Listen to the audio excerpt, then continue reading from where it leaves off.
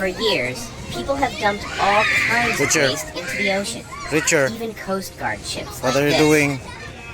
The idea is that new coral will latch onto these massive objects and attract fish. But just because it sinks doesn't mean it will help. In fact, some of these damage pre-existing coral. Now, a company has said their artificial reef is safe for all marine life. Stand up, Richard. The secret ingredient? It's made from the remains of the dead. One. There are thousands of memorial reef balls like this one off the eastern seaboard. They've become successful habitats and protect hundreds of millions of dollars of real estate from storm surge flooding. But with natural reefs dying off at an alarming rate, can these underwater graveyards actually make a difference?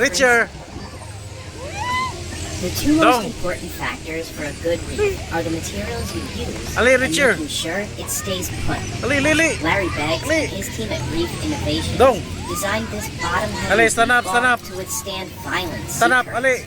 They can weigh up to 5 tons.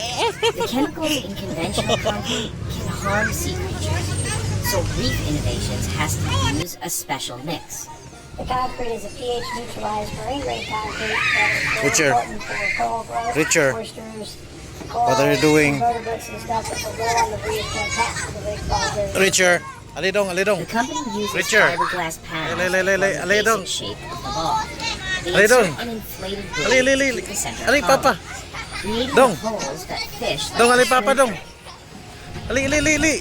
Once the concrete dries, the team mixes the balls with a mixture of sugar and water to expose the surfaces where sea life will grow. Push up. One. This is where the dead people. The company called Eternal Reefs uses Larry's creations for their memorials. They've dropped almost 2,500 of them over the past 20 years. We work with families who have lost somebody and have their loved one cremated. They will come to one of our project sites. The families mix cremated remains with concrete to make a separate centerpiece for the reef ball. They call it a pearl.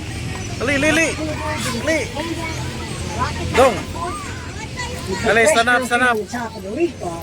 And then they put handprints. Families are invited to bring things that represent their loved one's life as long as they're not environmentally harmful. The remains replace some of the sand normally used in concrete. They give you actually the bucket and the Richard. mix. And then you What are you pour doing? your remains into that mix. And you Richard. stir it. Phyllis Flowers lost her son to brain cancer when he was just 1 year old. I have no idea what it was until John found it. In Stand a up. small way, he was Richard. getting back to Stand up, the Richard. world through his mind by being able to Push up. ecology One. the coral reef that will save, of course, our Richard. seashores and build back Ali. snails and fish. Families take their finished reef balls out to the open water, say a few words, maybe a prayer, and drop the memorial down to the seabed.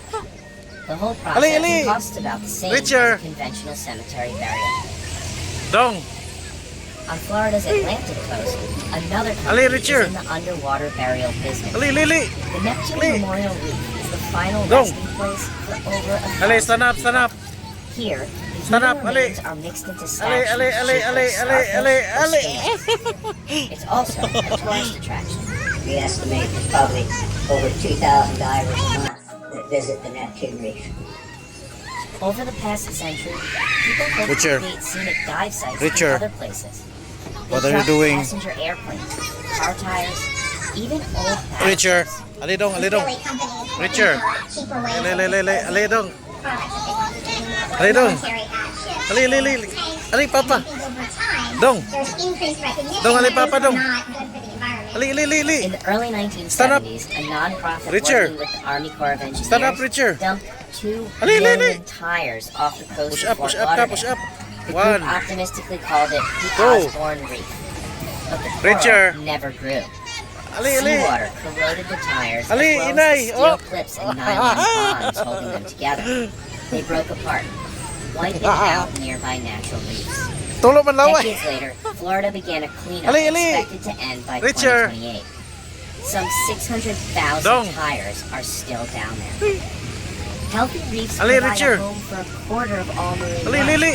protect Ali. thousands of people from hurricane Dong. damage, and contribute Ali, over stand up, $4 stand up. billion to Stand up, Florida's Ali. economy every year. Ali, ali, ali, But ali, even the ali, best ali, designed ali. artificial reefs can't keep up with climate change. Unless carbon emissions are reduced, all coral reefs could be gone by 2050. It's going to take all of us, and now is the time. This is our best. Richard, For now, Richard. reef burials haven't reached the mainstream. what are you doing? Even if every one of the 3.4 million Americans who Richard, died last ali year dong, ali dong. ended up in their own reef Richard. farm, it would Ali, ali, ali, still ali only dong. replace about 1 square Ali dong. mile of Florida's Ali, ali, ali. Ali, papa. If we did that around the world, Dong. it probably would help. But we Dong, ali, don't. papa, dong. Ali, ali, So ali, I ali. feel good about what we're doing. Stand up. Perhaps Richard. this kind of memorial Stand is up, just Richard. a person's final act of Ali, hope ali, ali. that things can Push up, get push up better. ka, push up. Now's the One. time where we need a healthy ocean more Go. than ever. Richard. Ali, ali. Ali, inay. Oh.